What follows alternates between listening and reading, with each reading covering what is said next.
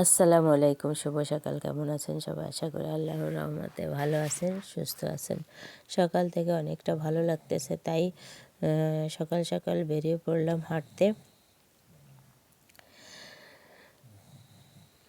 এই যে বাইরের আবহাওয়াটা অনেক সুন্দর, তাই হাঁটতে হাঁটতে আপনাদের দেখিয়ে দিলাম। আর এখানে 4টা রুটি কিনেছি, পথে যদি কোনো কুকুর পাই তাদের খেতে দেবো, কারণ আমি দেখলে আমার অনেকটা খারাপ লাগে।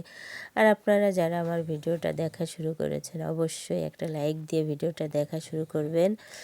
আপনারা একটা লাইক আমাকে অনেক দূর এগিয়ে নিয়ে যেতে সাহায্য করবে। তা আর যদি বেশি ভালো লাগে তবে অবশ্যই সাবস্ক্রাইব করে আমার পাশে থাকবেন। তারপরে এই যে প্রথমে একটা কুকুরকে দিয়ে দিলাম। কুকুরগুলো দেখেন শীতে এমনভাবে ঘুমায় আছে, কিন্তু কিছুই করার নেই আমার। যদি করার থাকতো আমি অনেক কিছুই করতাম এদের জন্য। পথের শিশু, এগুলো পথের শিশু বলতেছি, পথের কুকুর। দেখেন আমার কথাগুলো কেমন বাধা বাধা হয়ে যাচ্ছে। তাই এই তো চলে আসলাম,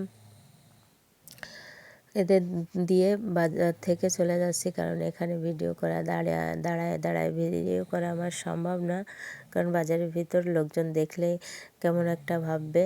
তার জন্য আমি ভিডিওটা তেমন একটা করতে পারতেছি না।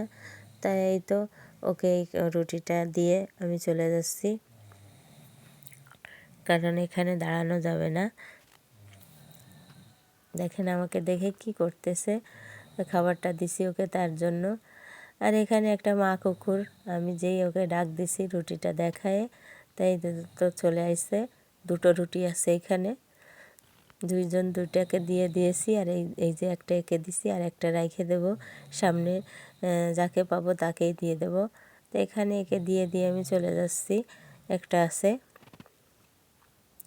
আর এখানে এই কুকুরটা দেখেন শুয়ে আছে, কিন্তু এত খারাপ লাগতেছিল ওকে দেখে যে ওর একটা চোখ নেই, ছিল না। তাই ওকেও এই রুটিটা দিয়ে আমি চলে যাচ্ছি, কারণ এখানে দাঁড়িয়ে থাকে একটুও সম্ভব না। এই যে বিশ্ব রোডের কাছাকাছি ছিল, তাই ওখানে অনেক লোকজন ছিল, আমার দাঁড়িয়ে ভিডিও করা সম্ভব ছিল না। তারপর চলে আসলাম বাড়িতে এসেই তো মিনিকে পাওয়া যাচ্ছে না, তাই মিনিকে এই যে খুঁজে নিয়ে তারপরে আমি বাড়ির ভিতর যাব, কারণ ওর চোখটা পরিষ্কার করতে হবে।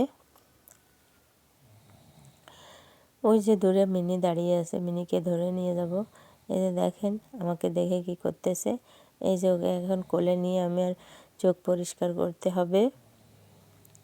ওর চোখের বেহাল অবস্থা, এই যে দেখেন চোখের কি অবস্থা।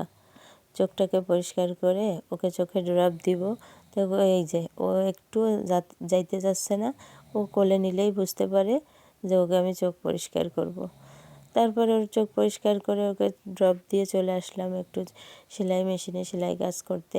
এগুলোর তো অনেক দিন হয়েছে কাটা হয়েছে, কিন্তু সেলাই করা হয় না। তাই সালোয়ার কামিজগুলো সেলাই করব, একটা করেছি আর একটা আরেক দিন করব, এখন আর করব না, অনেকটা কাজ করতে হবে। তেমন একটা জরুরি নয়, তাই একটা একটা করে করতেছি। তারপরে এই যে চলে আসলাম সন্ধ্যার পর, রান্না করব তার জন্য। সারাদিন অনেক কাজকর্ম করেছি, অনেকটা খারাপ লাগতেছে, তার জন্য ঘুমিয়েছিলাম। কাজ করে ঘুমিয়েছিলাম, বিকালবেলায় ঘুমাইছি, কিন্তু উঠতে একটু দেরি হয়ে গেছে। এতটাই খারাপ লাগতেছে যে আমি উঠতেই পারিনি। তারপরে এই যে মাগরিবের পরে রান্না করতে চলে আসলাম। এখানে ছোট মাছ রান্না করতেছি, ঝাল পেঁয়াজ হাতে মেখে, হলুদ লবণ ঝাল পেঁয়াজ মেখে তারপরে ছোট মাছটা দিয়ে, তারপর দিয়ে টমেটো দিয়ে চচ্চড়ি করব। এই যে আমার রান্না কিন্তু কমপ্লিট হয়ে গেছে। তা এখানে কিছু কলা ছিল, কলাগুলো নষ্ট হয়ে যাবে, তার জন্য এই কলাগুলো ভেজে নেব।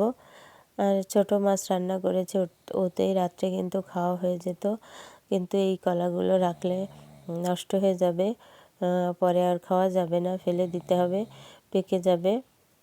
তার জন্য কলাগুলো ভেজে নিচ্ছি।